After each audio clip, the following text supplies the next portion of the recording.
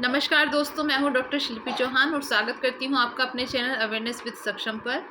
और आज हम चर्चा करने वाले हैं toxic family versus cutting lies, what is the right move. And हमारे साथ में आज इस चर्चा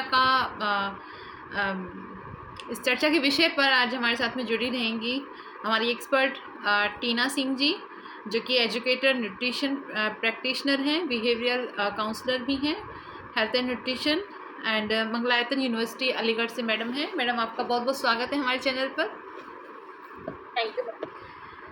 जैसे कि दोस्तों, मैंने आज स्टार्टिंग मैंने बताया है कि हम फैमिली में जो टॉक्सिक एक फैमिली बन जाती है, आज सब इन सब चीज़ों पर हम चर्चा करेंगे। तो मैडम, पहले तो आप यही बताइए कि जो टॉक्सिक फैमिली है उसकी पहचान कैसे होती है, साइन क्या है उसके?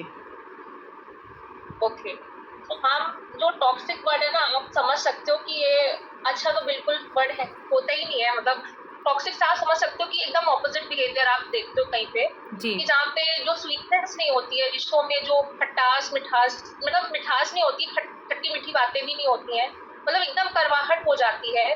और यहाँ पे आप ये ढूंढ सकते हो कि यहाँ पे आपको कॉन्स्टेंटली क्रिटिसाइज किया जाता है। मतलब आप जो हो, आप अपने अपने को दिखा नहीं सकते हो। आपकी जो बाउंड्रीज होती है ना, बाउंड्रीज की कोई रिस्पेक्ट नहीं करता है।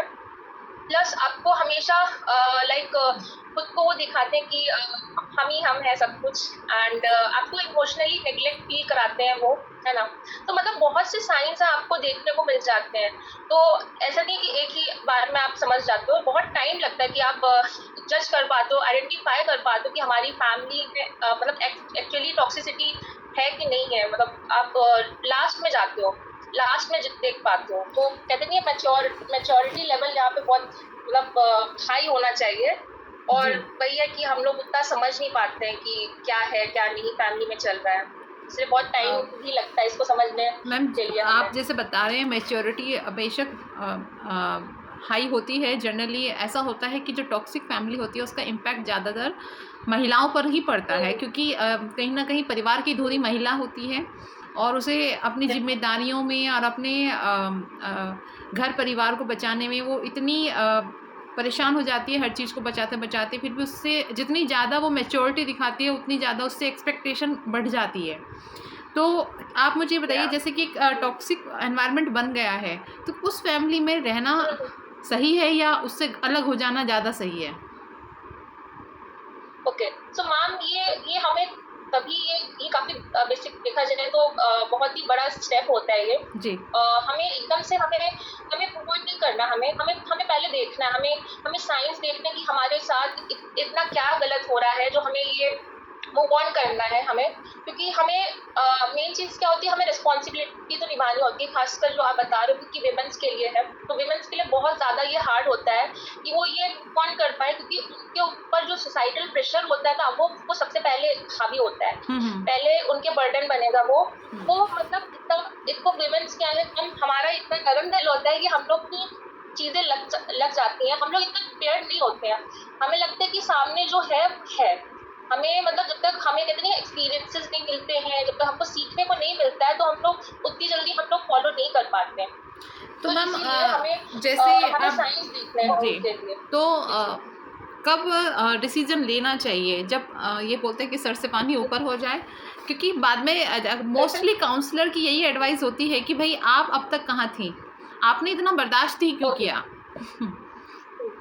क्योंकि मैम कहते नहीं है, हमारी भी कोई एक्सपेक्टेशंस बंदी होती है। जितनी हमारी एक्सपेक्टेशंस होती है, जब तक हम देख नहीं लेते हैं तब तक हमारे एक्सपीरियंसेस को मतलब बनता नहीं है, हमारा एक्सपीरियंस नहीं बनता है कि अरे हमने इतना सब कुछ झेल लिया उस फैमिली के साथ।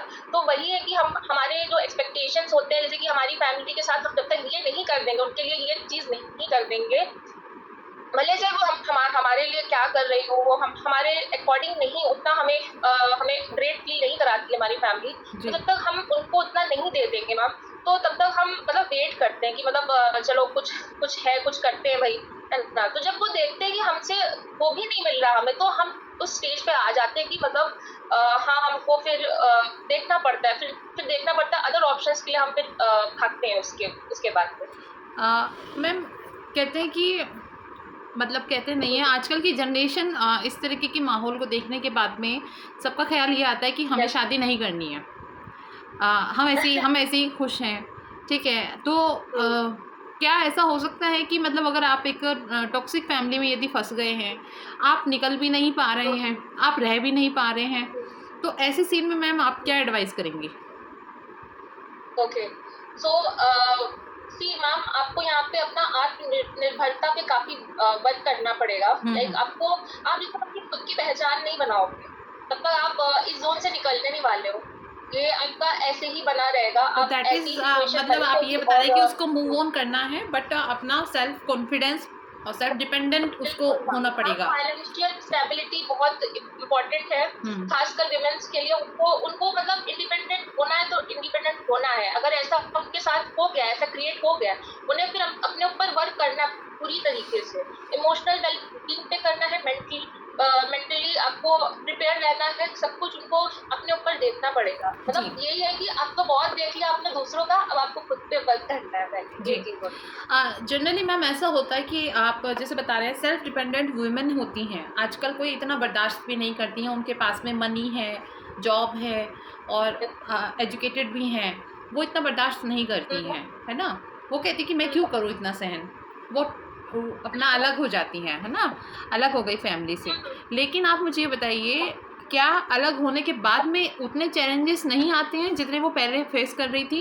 क्योंकि अभी तक तो वो परिवार के 5 जनों के बीच में रह के परेशान थी, लेकिन परिवार से अलग होने के बाद तो पता नहीं 500 लोगों को उसे फेस करना पड़े, 5000 लोगों को फेस करना पड़े डेली लाइफ में।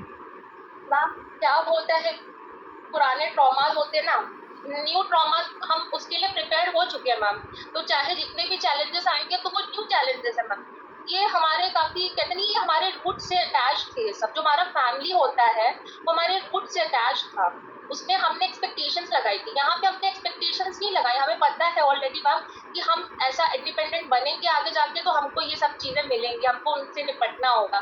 तो जो विमेन है या कोई भी पर्सन है वो अपने आप को इतना स्ट्रांग बना ही लेता है, आखिर में वो निपट लेता है उन सबसे। जी ये चीज मैम, क्या ऐसा संभव है, क्योंकि आज के टाइम में मेंटल हेल्थ पे काफ़ी चर्चा होती है, और जहाँ कहीं ना कहीं हम अगर टॉक्सिक वर्ड की बात कर रहे हैं तो मेंटल हेल्थ से जुड़ा हुआ है, चाहे वो महिला का हो, चाहे वो परिवार के किसी अन्य सदस्यों का हो। क्या ऐसा हुआ है कि अगर काउंसलर की हेल्प ली गई हो तो क्या टॉक्सिक फैमिली के जो रिलेशंस हैं उनमें इम्प्रूवमेंट आने के चांसेस बढ़े हों? क्योंकि ज़रूरी नहीं है कि गलती एक से ही हो रही हो सकता है मतलब मैं ये नहीं कह रही हूँ कि परिवार के सभी लोग गलत होते हैं, कुछ रीति रिवाज ऐसे चलते हुए आते हैं, क्योंकि सास ने भी अपनी सास से हो सकता है ऐसा फील किया हो, तो वो एक रीति बन गई, क्योंकि अब उसको सुधारने की जरूरत नहीं समझी गई, क्योंकि बीच में कोई ऐसा आया नहीं है। अब टाइम तो चेंज हुआ है, तो क्या ऐसा है कि मतलब काउंसलर का इसमें रोल कितना रहा है और कितने सक्सेस हो पाए हैं ऐसी चीज़ें? मैम, काउंसलर का क्या है कि अगर आप इसको सही टाइम पे आप पकड़ लेते हो कि हमारी फैमिली के साथ ये है, आप इतना कंसर्न हो, जैसे कि आपने एक्सपेक्टेशन लगाया कि हम अपने फैमिली के लिए ये सब करेंगे, तो अगर आप देखते हो कि जो चीजें हैं, जो हमारी बॉन्डिंग है उसमें ये सब चीजें हो रही हैं, तो आप काउंसलिंग के लिए करो आप, ठीक है। लेकिन उसमें आपको क्या है कि उतना आपको पूरा सोल्यूशन नहीं मिलेगा कि मतलब इससे आपको ठीक ही हो जाना, बट हाँ रिलीफ मिलेगा, आपको टेम्पररी रिलीफ मिलेगा, क्योंकि उनको जो है पैटर्न समझ में आएगा कि वो किस तरीके से, वो कौन सी हैबिट्स को, कौन सी चीजों को वो फॉलो कर रहे हैं, किन आदतों को वो अनइंटेंशनली फॉलो कर रहे हैं। जैसे कि बच्चों से वैसे नहीं बात करनी चाहिए, तो वो मतलब कहते नहीं है, तो ये साइकोलॉजिकल जो स्ट्रेस लेके चल रहा है हमारा पूरा फैमिली, तो वो उसको हम न्यूट्रल कर सकते हैं। मतलब हम ठीक पूरा नहीं कर पाएंगे, वो तो हमारे ऊपर होता है कि आपको क्या करना है, बट वही है कि सिचुएशन जो है, जो वर्स्ट जानी होती है, वो थोड़ी बीच में आ जाती है, मतलब शांत हो जाती है। तो ये हम इसको बेस्ट नहीं बोलेंगे, बट हाँ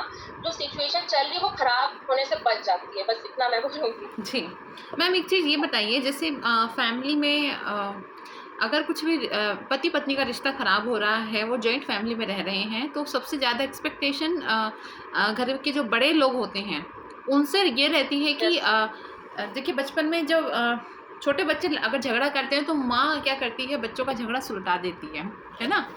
जिसकी गलती हुई उसको डांट लगाया, और अगर सामान को लेके झगड़ा होता है तो बराबर बराबर बांटा और लड़ाई ख़त्म हो गई, बच्चे प्यार से रहने लगे। तो क्या वही माँ अगर अपने जब बड़े बच्चों में झगड़ा होता है, झगड़े का रूप बड़ा हो जाता है, तो वह माँ अब एक जगह बायस्ड क्यों हो जाती है, वहाँ वो क्यों भूल जाती है कि भाई दूसरा भी बच्चा उसी का ही है। तो क्या यहाँ पे बड़े लोगों की क्या भूमिका होनी चाहिए? तो मतलब यहाँ पे बड़े छोटे का क्या होता है कि माँ का कोई मजबूरी होता है, लाइक किसी का क्या है कि जैसे कोई बड़ा घर का बड़ा बेटा है, अगर यदि वो कमा रहा है एंड घर का दूसरा बेटा है वो कुछ नहीं कमा रहा है, वो उसकी पढ़ाई चल रही है, तो माँ की मजबूरी बन जाती, वो वही जगह मजबूरी होगी। अगर वो जो बेटा है वो अगर सैलरी दे रहा है 2000 भी देगा, और अगर छोटा वाला बेटा कह रहा है कि नहीं मम्मी मैं तो आपको जस्ट क्योंकि मैं बहुत अच्छी पढ़ाई कर रहा हूँ मुझे इतनी इतनी सैलरी मिलेगी, तो माँ क्या है इग्नोर करेगी, मतलब उसके लिए तो हाँ बोल लेगी, तो वो जो बच्चा ना वो दिल पे लगा के बैठ जाएगा। लेकिन जब बात आएगी कि मतलब मुझे वो खातिरदारी तो उसी की करेंगी जो वो दे रहा है बच्चा, है ना। तो मतलब क्या है कि हम लोग को विश्वास नहीं होता जब तक वो सामने वाला बन के ना दिखा दे हमें। तो ऐसे क्या है कि हमारे पेरेंट्स के साथ भी है, पेरेंट्स जब तक हम लोग पढ़ाई कर रहे मेहनत कर रहे वो नहीं देख पाएंगे, जब तक हम वो हासिल नहीं कर लेंगे ना तब तक उनको भी मतलब प्राउड फील होगा ना, आपको लगेगा कि हाँ मेरे बच्चे ने कुछ किया है, तो वो तब तक आपकी ना तारीफ उतनी करने वाले ना, वो उन बातों में रहने वाले, वो थोड़ी देर के लिए बोलेंगे आपके लिए बस। तो यही चीज़ है, तो ये जो पैटर्न्स चल रहे हैं ना, तो ये काउंसलिंग के थ्रू ये सुधर सकते हैं।